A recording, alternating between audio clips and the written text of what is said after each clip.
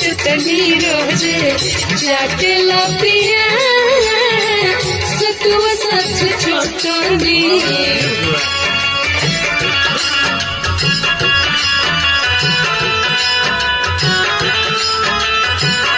थोड़ा शेयर कर दीजिए आप लोग, रिक्वेस्ट है सबसे।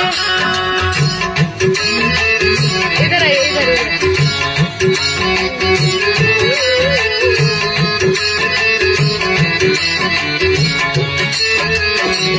पेट हो कि खेत हो वो नहीं भारे, रोज दोपहरिया में भेज दिला घरे। सबसे रिक्वेस्ट है कि थोड़ा थोड़ा शेयर कर दो, थोड़ा थोड़ा। तो हम पेटे में खा लो कि पीठी पर लाद के लेके घूमेला, जब देखो तब खाली खाए खाए करत रहेला। पेट हो कि खेत हो वो नहीं भारे, रोज दोपहरिया में भेज देला घरे। किसी नहीं काथी से ताकेला पिया अजय बुआ के लागत तोरा हमरा तक और खराब लागे लगा। हां लागत है ठीक हो, तोरा बुझा को कर जो। ये गाना स्टार फिल्म पे मिल जाएगा आप सभी को। सतुआ साथ चटनी, सतुआ साथ चटनी रोजे चाटला पिया सतुआ साथ चटनी रोजे चाटला पिया सतुआ साथ चटनी। अच्छा केस सुना पाया आपका? हाँ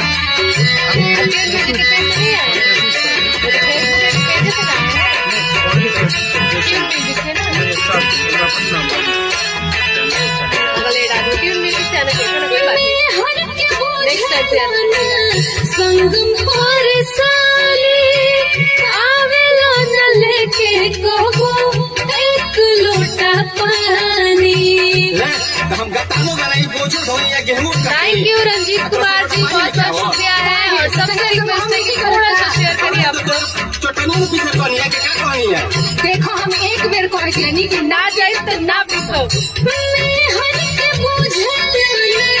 संगम पर साली आवेला न लेके कहो एक लोटा पानी। हमसे नहीं आते ना पिया हां लागत है कि सब नहीं तो क्या करेला, घर में खाना हम ही बनाई के हमारी सवारी नहीं आते ना पिया सतुआ साथ चटनी, सतुआ साथ चटनी रोजे चाटला पिया मिर्गी साथ चटनी रोजे चाटला पिया सतुआ साथ चटनी। अच्छा तो ज्यादा चिल्ला मत जातनी। और एक और गाना मेरा आया हुआ है जो कि ट्यून म्यूजिक पे है। सो आप सबसे रिक्वेस्ट है कि एक बार वो गाना भी जाके आप लोग जरूर सुनिए और कैसा लगा जरूर बताइएगा, ठीक है? तो किधर गया वो? नहीं कहीं था तो ये गाना भी आप लोग जरूर सुनिए जाके। Thank you. ट्यून म्यूजिक से मिलेगा और थोड़ा शेयर करना 1000 पहुंच जाए। संजीव जी कैसे हैं? संजीव जी सामने बैठे हुए हैं, एकदम मस्त है।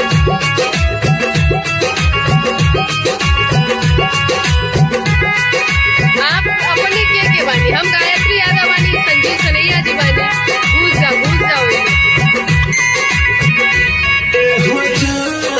कहिया तो हर शादी होई, कहिया मत करवा, कहिया तू जाई सुनाए जाए हो जान।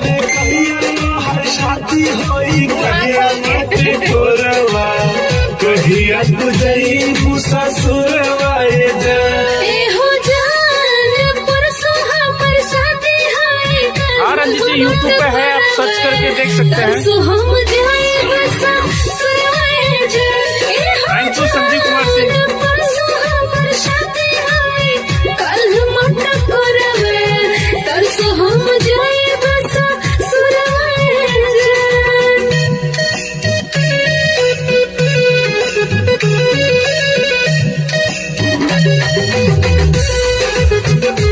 ये गाना आप लोगों को YouTube पे मिल जाएगा, गायत्री यादव सर्च करिए, ठीक तीसरे चौथे नंबर पे ये मिलेगा आपको, एक बार जरूर देखिएगा।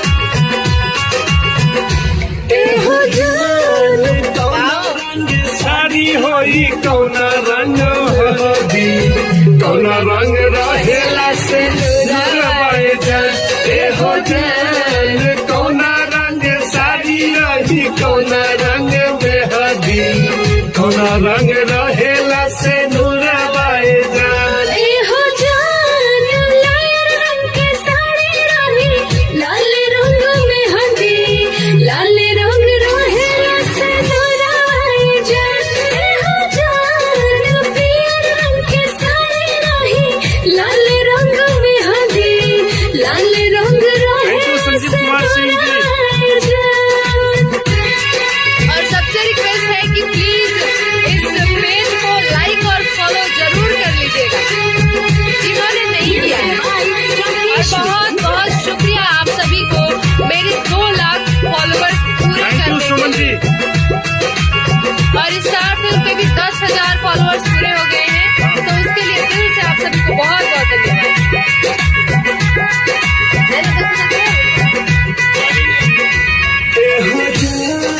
कथी के मरबा बानी, कथी के ओ हरवा, गई तो हर संग मर जान, ए हो जान कथी के मरबा बानी, 1,000 कथी के पूरा ओ होना चाहिए यार, हरवा, 200 से फिर से आगे। गई तो हर कन्या दनवाए जान। ए हो जान बस करे बड़ा थैंक यू विभूति जी। पिया रंग हरवा, बाबूजी करे है कन्या दनाई जान। ए हो जान बस करे बड़ा बनी, पिया रंग हरवा, बाबूजी करे है कन्या दनाई जान। थैंक यू प्रीतम भाई। सबको बहुत बहुत धन्यवाद। और इस गाने का लिंक आपको लाइव में दे दिया गया है, तो जो लोग नहीं सुने हैं कृपया लिंक को क्लिक करके थैंक यू सुधीर भैया, बहुत बहुत और शुक्रिया। सबको मेरी तरफ से नमस्कार प्रणाम। और जितने भी लोग जुड़ चुके हैं प्लीज आप लोग सब्सक्राइब शेयर जरूर कीजिए और चैनल को भी सब्सक्राइब कर दीजिए। ये है संजीव सनैया। मड़वा में लगे हमरा डरवाए जाए, हो जान तोहरा के कहीं जाई के ससुरवा, मड़वे में छुट्टी मरपा रनाए जान। हाँ राजेश भाई कैसे हैं? थैंक यू पवन जी, बहुत बहुत थैंक यू शुक्रिया। प्रीतम जी। मड़वे में छुट्टी मरपा रनाए जान। वैसे ही जुकाम हो गया रो रो के, क्या करूं मैं। हाँ अब ये वाला गाना सुनते हैं। आप थोड़ा सा डांस करिएगा ना, क्योंकि आप हीरो हैं ना, आप एक्टर हैं। हमको डांस स्किप कीजिए। अंकल पार्टी कैसे थी? नाइजेरिया से, अरे वाह, थैंक यू, बहुत बहुत शुक्रिया आपका। आप मुझे नाइजेरिया से देख रहे, क्या बात है। हाँ एकदम एकदम सुधीर भैया जरूर भेजते। आप इसे काट दिए, तब तक रहने दीजिए, कल आइएगा। गहना बेचला, गुड़िया बेचला, झुमका बेचला, चूड़िया बेचला, खेतवा भइलो रे हन कैसे परधानी लड़ा, पिया हो परधानी बनब कैसे परधानी लड़ा, पिया हो परधानी बनब। इस गाने का वीडियो बहुत जल्दी आने वाला है और इसमें हमारे भैया ने काम किया हुआ है।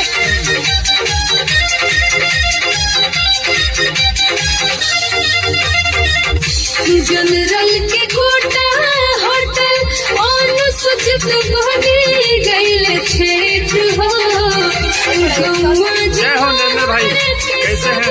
दुश्मन बनी गईल मित्र हो, दुश्मन बनी गईल मित्र हो। जनरल के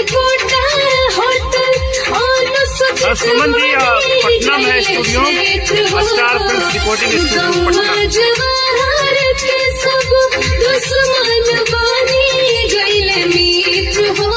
सपने टूटल घर वो छूटल घर में बाटे फूटल कैसे परधानी लड़ा पिया हो परधाइन बनब कैसे परधानी लड़ा पिया हो परधाइन बनब।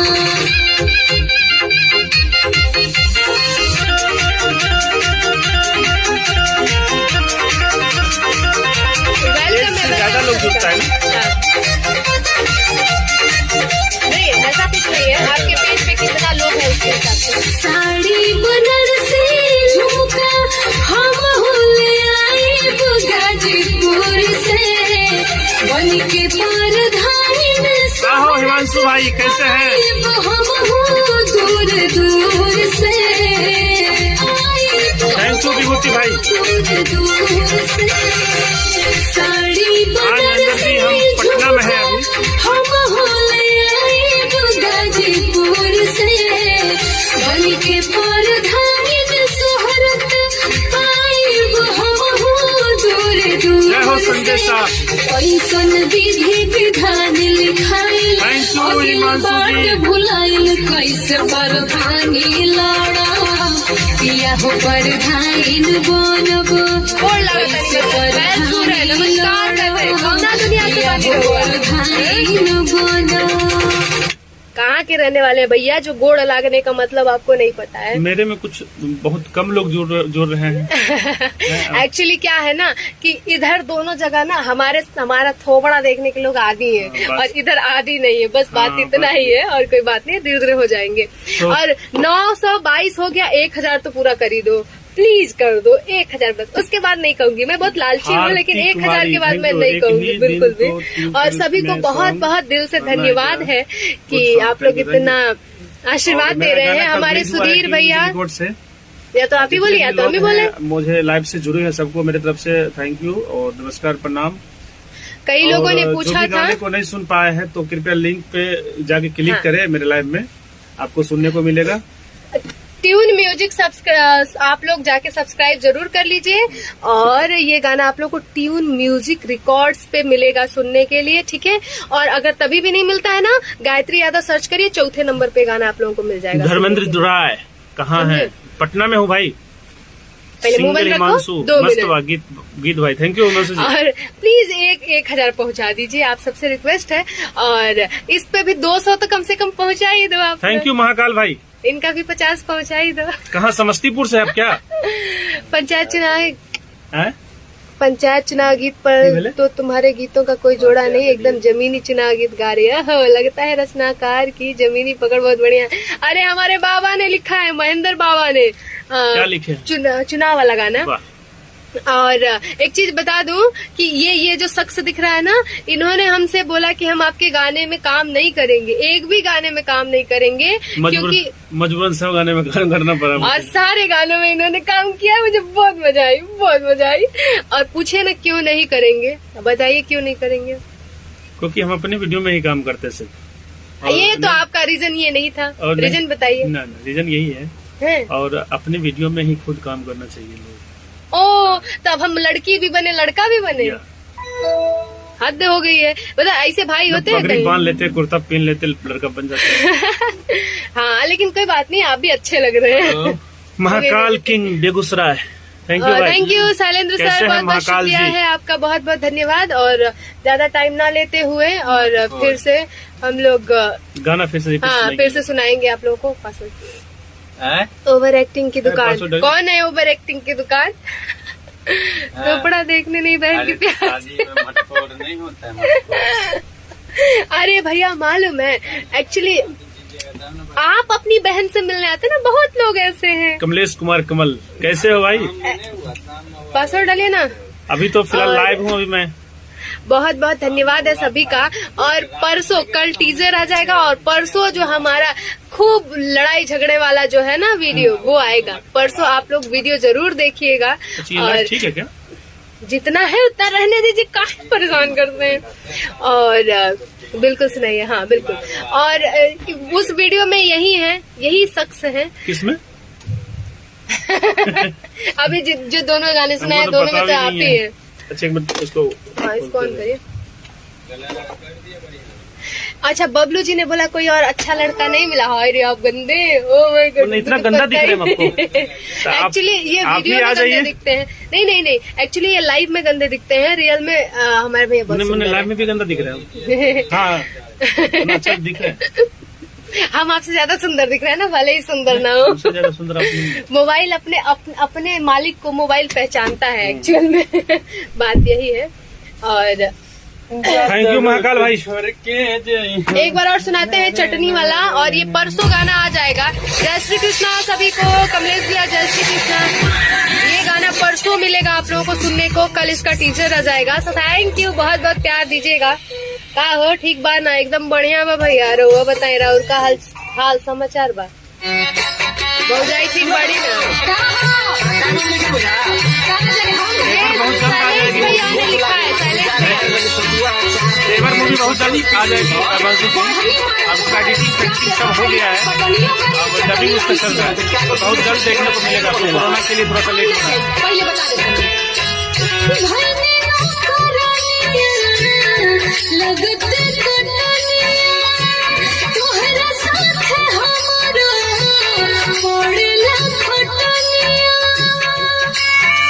जी हमारा स्टूडियो कंकड़ बाग में है, पटना में।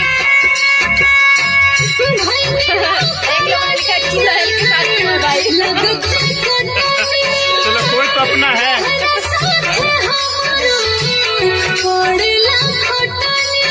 मोबाइल में अच्छा पैसा लगाओगे तो अच्छे दिखोगे। भाई दे दो, पैसा नहीं है मेरे पास। कोई तो गिफ्ट मोबाइल कर दो। गरीब स्टार।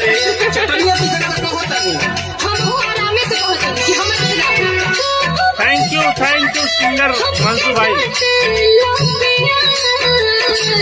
सतुआ साथ चटनी रोजे जाटला पिया। सतुआ साथ चटनी रोजे जाटला पिया। सतुआ साथ चटनी। जी ये समस्तीपुर के ही है रविशंकर जी। आप समस्तीपुर से हैं ना? जी ये समस्तीपुर जी मैं समस्तीपुर से हूँ।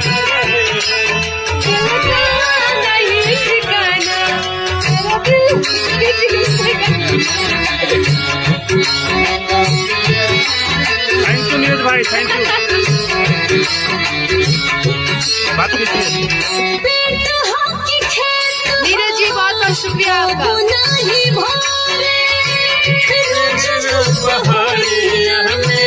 भेज देला घरे।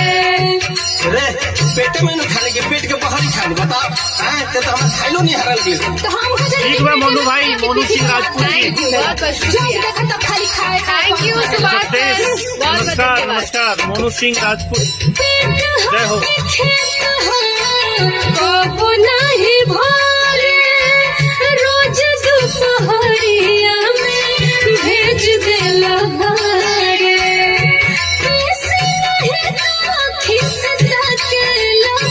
थैंक यू रणवीर जी। काहे गो भुआ के ताकत आ रहा? तोरा हम तो बहुत खराब लगे। हाँ लागत है। काहे का बुआ के ताकत आ रहा?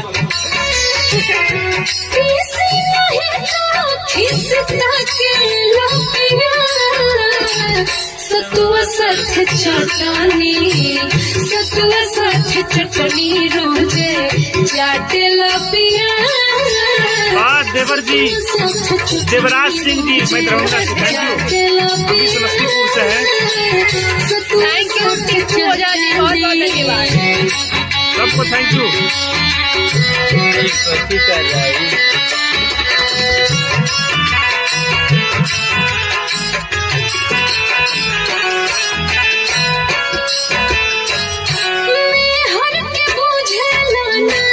संग पर सारी लेके कबो एक लोटा पानी। क्लास है जी। कोई बात नहीं। गेहूं धोनी है अब गेहूं हमारे पास नहीं है तो क्या करें? तो से गोटा पानी लेके आवो का है तो संग हम नहीं करत का हम दे तो चटनी में पीसे कोनी है का कोनी है देखो हम एक बेर कहे छियनी कि ना पीसब तो ना पीसब मैं हर के बुझेला ना संगम परसाई आवे लेके कहो लता पहाड़ी नहीं आटे ना लागत है कि सब तू ही कर खा देनी ना नहीं नहीं नहीं तो ये करेला खाना हम ही बनाई लड़का लोग के हम ही देखी गोलू राजा कह रहे हैं संजीव भैया स्मार्ट लग रहे हैं। थैंक यू भाई सतुआ गोलू भाई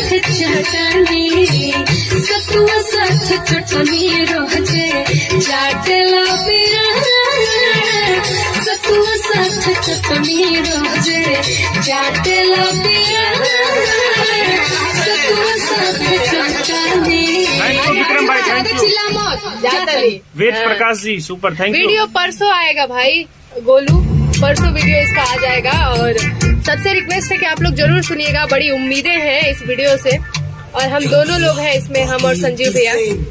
इसको कई लोग पूछे कौन लिखा है, सलीस भैया ने लिखा हुआ है। और हाँ, इंडिया में सब सेम सेम। बहुत बहुत धन्यवाद है। गेहूं काटे वाला गाना सुना दीजिए जी। गेहूं काटे वाला ही चल रहा था और आप सभी का बहुत बहुत शुक्रिया है, बहुत बहुत धन्यवाद है। मैडम है तो खाना खा चुकी हो वापस दे रही हो। और हाँ, कोई मुलायम भैया मैसेज किए थे कि बिना चुनैले बोला से काम ना चली। जी प्रणाम भाई वेद प्रकाश जी। एक्चुअली वो लड़की क्या है जो चोना ना दिखाए, अजीब आदमी हो है। कौन अजीब आदमी है?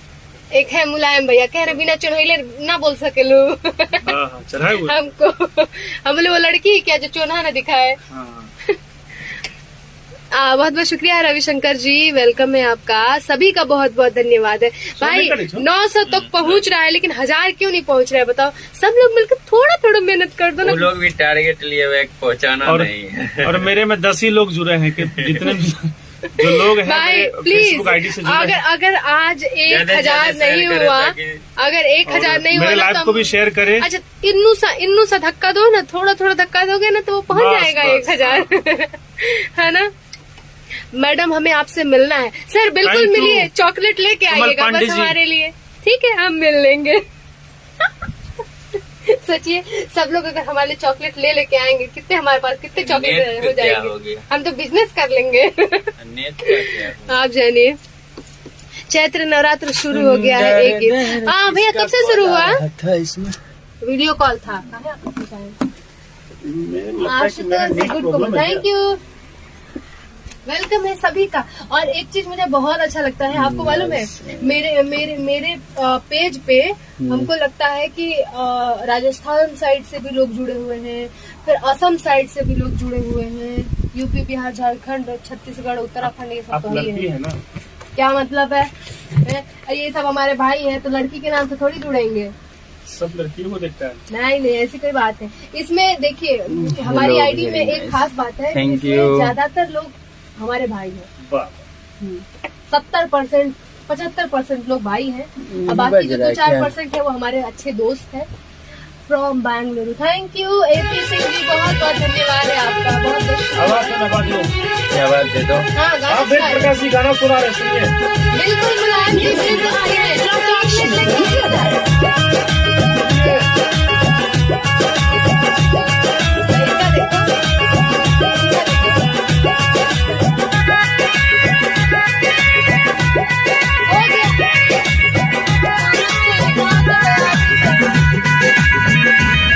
हो हो जान कहिया तो हर शादी होई, कहिया माथे कोरवा, कहिया तुझी से सुरवाए जान।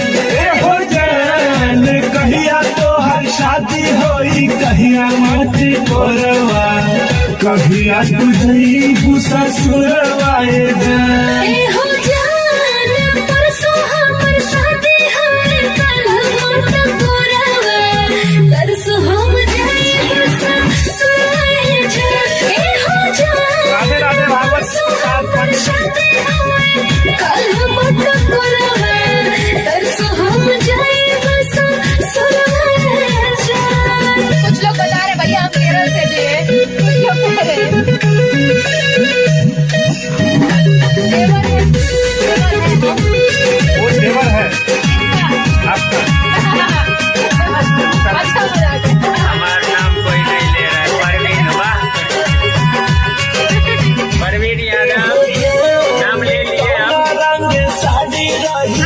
कौना रंग में हदी कौना रंग रहिला से नहाए जान ए हो जान कौना रंग साड़ी रही कौना रंग में हदी कौना रंग रहेला से नुरवाए जान ए हो जान पिया रंग की साड़ी क्या हो रहा है, क्या हो रहा है?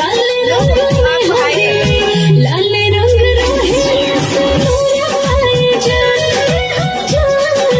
पिया रंग की साड़ी रही लाल रंग में हंदी लाल रंग रहे सुनवाए जान कौन सा वाला नहीं यार 1000 भी नहीं हो रहा 2000 का हो जाएगा अरे 130 पे आ गया 9-8 ये हो सकता है क्या? थैंक यू भाई। एकदम हेलो, कैसे हैं?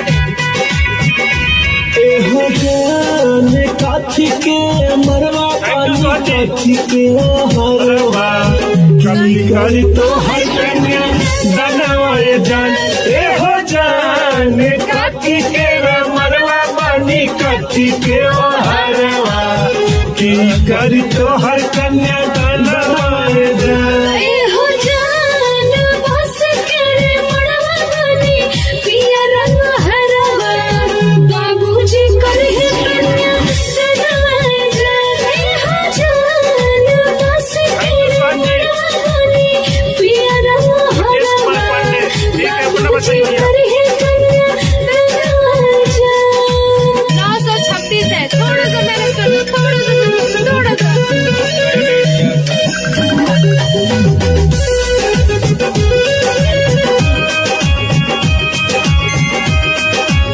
श्राप ना दो कि 1000 नहीं पहुंचेगा हमारे इतने भाई ये पहुंच जाएगा प्लीज मेहनत करो क्या लिखा गले एहो जान हम के विसार के पूजा के तू ससुरवा मनवा में लागे डरवाए जान एहो जान हम के विसार के पूजा के तू ससुरवा मनवा में लागे हमरा डरवाए जान ए हो जान तोहरा के विसारत कहे जाई के मुझे कॉल करें प्लीज, अभी कॉल नहीं करें क्योंकि अभी लाइव चेक पे आए हैं। बात हेलो हाय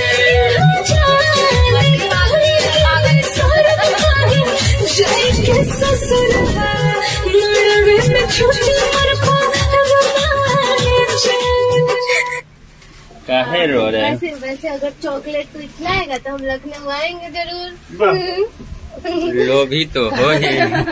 नहीं, अक्षय कुमार अच्छा, थैंक यू भाई किसी ने बोला है ये तुम्हारे बगल में कौन है? हमको पहचान लड़का रहे है बगल में। इकबाल आलम। गोर भेजे थे संजय भैया की गोर भेजे थे। और कोई बोला क्या था ये नहीं कर रहा आपका हूँ, सॉन्ग? पूछ रहे बिल्कुल कौन? गायत्री यादव का सॉन्ग है। गायत्री जी बिग पंखा, हाँ गायत्री यादव का बिग फैन अमन परवीन जी हाय अजय यादव। कुमार जी हाय आप मैसेज के रिप्लाई नहीं एक दिए काम हैं करो दोनों मेरे। मिलके हाय हाय करो आप दोनों मिलके नो, हाय देखो हाय। मेरा बड़े- और हाँ सॉरी जिन लोगों को हमने नहीं बोला था कि केरल वाले सॉरी गुजरात वाले सॉरी मेरा पुराना का गाना सुनिए पुराना गाना लहंगा में चाप दे है, हाँ, अब हमारे हमारे सॉन्ग तो नहीं है, चलेगा ये। बोल तो वो रहे बोला हैं। थैंक यू भाई अरे धर्मेंद्र रुकिए भाई। ना आज वो है क्या बोलते हैं नाइस सॉन्ग। आज देवी नवरात्रि चैती दुर्गा ना। हाँ हाँ हाँ हम कब से कह आज रहे हैं ही मेरा है क्या? रिकॉर्ड तो कब से कह रहे हैं हमारा रिकॉर्डिंग कर दीजिए कोई सुन ही नहीं रहा है हमारी बात को।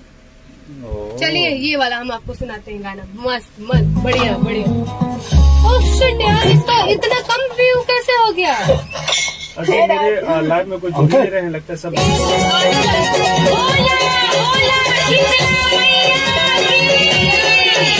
ठीक है भाई